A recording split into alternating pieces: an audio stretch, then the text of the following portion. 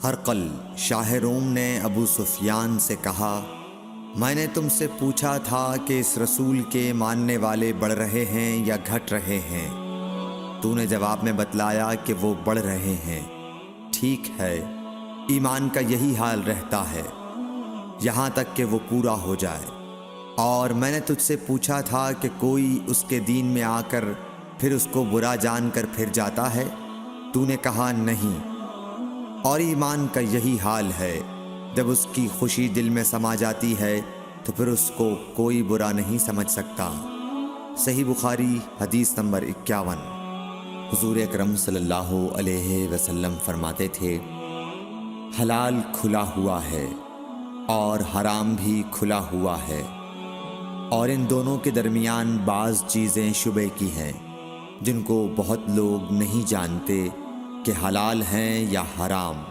پھر جو کوئی شبے کی چیزوں سے بھی بچ گیا اس نے اپنے دین اور عزت کو بچا لیا، اور جو کوئی ان شبے کی چیزوں میں پڑ گیا اس کی مثال اس چرواہے کی ہے جو شاہی محفوظ چراگاہ کے آس پاس اپنے جانوروں کو چرائے۔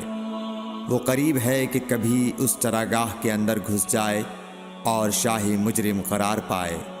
سن لو، ہر بادشاہ کی ایک چراگاہ ہوتی ہے، اللہ کی چراگاہ اس کی زمین پر حرام چیزیں ہیں، پس ان سے بچو۔ اور سن لو، بدن میں ایک گوشت کا ٹکڑا ہے، جب وہ درست ہوگا سارا بدن درست ہوگا، اور جہاں بگڑا سارا بدن بگڑ گیا۔ سن لو، وہ ٹکڑا آدمی کا دل ہے۔ صحیح بخاری حدیث نمبر 52۔ عبد القیس کا وفد جب حضرت صلی اللہ علیہ وسلم کے پاس آیا تو آپ نے پوچھا کہ یہ کون سی قوم کے لوگ ہیں یا یہ وفد کہاں کا ہے؟ انہوں نے کہا کہ ربیعہ خاندان کے لوگ ہیں۔ آپ صلی اللہ علیہ وسلم نے فرمایا، مرحبا اس قوم کو یا اس وفد کو، نہ ذلیل ہونے والے نہ شرمندہ ہونے والے، یعنی ان کا آنا بہت خوب ہے۔ وہ کہنے لگے، اے اللہ کے رسول صلی اللہ علیہ وسلم، ہم آپ کی خدمت میں صرف ان حرمت والے مہینوں میں آ سکتے ہیں، کیونکہ ہمارے اور آپ کے درمیان مضر کے کافروں کا قبیلہ آباد ہے۔ پس آپ ہم کو ایک ایسی قطعی بات بتلا دیجئے جس کی خبر ہم اپنے پچھلے لوگوں کو بھی کر دیں جو یہاں نہیں آئے، اور اس پر عمل درآمد کر کے ہم جنت میں داخل ہو جائیں۔ اور انہوں نے آپ سے اپنے برتنوں کے بارے میں بھی پوچھا۔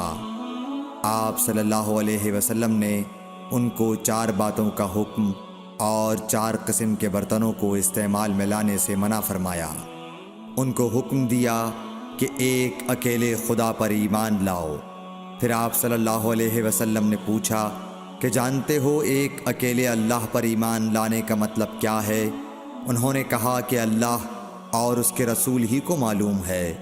آپ نے فرمایا کہ اس بات کی گواہی دینا کہ اللہ کے سوا کوئی معبود نہیں، اور یہ حضرت محمد صلی اللہ علیہ وسلم اس کے سچے رسول ہیں، اور نماز قائم کرنا اور زکوٰۃ ادا کرنا اور رمضان کے روزے رکھنا، اور مال غنیمت سے جو ملے اس کا 5واں حصہ مسلمانوں کے بیت المال میں داخل کرنا۔ اور 4 برتنوں کے استعمال سے آپ صلی اللہ علیہ وسلم نے ان کو منع فرمایا، سبز لاکھی مرتبان سے، اور کدو کے بنائے ہوئے برتن سے، لکڑی کے کھودے ہوئے برتن سے، اور روغنی برتن سے، اور فرمایا کہ ان باتوں کو حفظ کر لو اور ان لوگوں کو بھی بتلا دینا جو تم سے پیچھے ہیں اور یہاں نہیں آئے ہیں۔